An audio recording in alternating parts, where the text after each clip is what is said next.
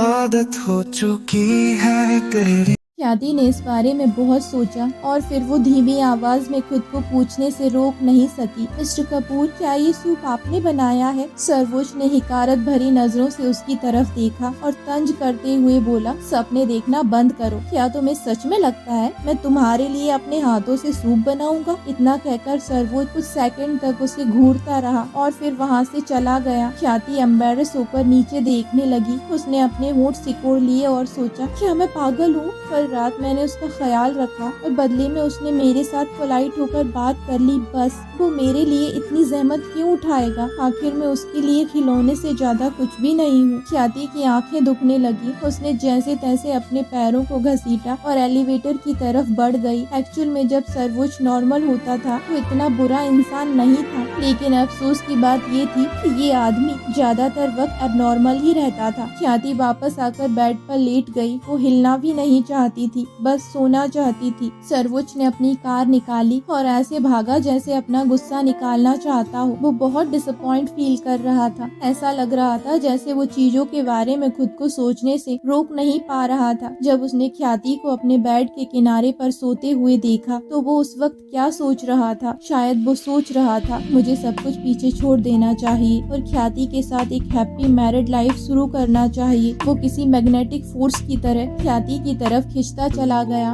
और उसके होठों को चूमने से भी खुद को रोक नहीं सका। उसके होठ कितने स्वीट और सॉफ्ट थे कि सर्वोच्च उन्हें चूमकर किसी अलग ही दुनिया में चला जाता था। जब पहली बार उसने ख्याति को चूमा था, उस दिन से लेकर आज तक वो सिर्फ उसे चूमना चाहता था, जैसे उसके होठों में कोई नशा हो और वो उस नशे का एडिक्टेड हो गया हो। ख्याति असीम खुराना के साथ शादी करने वाली थी, लेकिन सर्वोच्च चाह कर भी खुद को उसे भुलाने पर मजबूर नहीं कर सका। वो चाहे ख्याति से कितनी भी नफरत करता हो, लेकिन फिर भी उसने ख्याति को अपनी तरफ खींच लिया। कई चालें चली और फिर अपने साथ शादी के रिश्ते में बांध लिया। वो उसे जिंदगी भर अपने पास रखना चाहता था, ये जानते हुए भी कि ये उन दोनों के लिए ही बहुत दर्दनाक है। सर्वोच्च ने सिगरेट सुलगाकर उसका गहरा कश लिया और कुछ ही सेकंड में ऑफिस केबिन में सिगरेट का धुआं भर गया। वो बार बार खुद को समझाता रहा कि उसे प्यार करना छोड़ दे, लेकिन उसका दिल हार मानने को तैयार नहीं था। उसका मोबाइल बहुत देर तक रिंग करता रहा। 2 बार कॉल को इग्नोर करने के बाद फाइनली उसने कॉल रिसीव कर लिया। सामने से चर्चित ने मजाक उड़ाते हुए कहा, कल की रात बहुत भयानक रही होगी, राइट? चर्चित सर्वोच्च को अच्छी तरह से जानता था। वो किसी भी तरह की अनहाइजीनिक फूड को छू नहीं सकता था। सर्वोच्च को ये एक साइकिक प्रॉब्लम थी। अगर उसे लगा कि कुछ अनहाइजीनिक है तो फिर वो कितना भी हाइजीनिक क्यों ना हो, सर्वोच्च उसे डाइजेस्ट नहीं कर सकता था। जब सर्वोच्च ने वो पानी पूरी खाई तो उसका नतीजा क्या होगा ये चर्चित पहले से जानता था। हालांकि चर्चित खुद को सोचने से रोक नहीं सका कि किसने सर्वोच्च को ख्याति से इतना प्यार करने के लिए कहा था कि अपनी जान की भी फिक्र करना छोड़ दे। सर्वोच्च गुस्से में गुर्राते हुए बोला, बकवास बंद कर अपनी। चर्चित जोर से हंसा और उसने कहा, तेरी आवाज सुनकर ऐसा बिल्कुल भी नहीं लगता कि तू कल रात बीमार था। सर्वोच्च उसकी बात पर रिस्पॉन्स करने में बिल्कुल भी इंटरेस्टेड नहीं था। उसने सर्वोच्च का मजाक उड़ाते हुए फिर कहा, ओह, मैं कैसे भूल सकता हूँ कि अब तेरी एक वाइफ है जिसने रात भर जाकर तेरा बहुत ख्याल रखा होगा,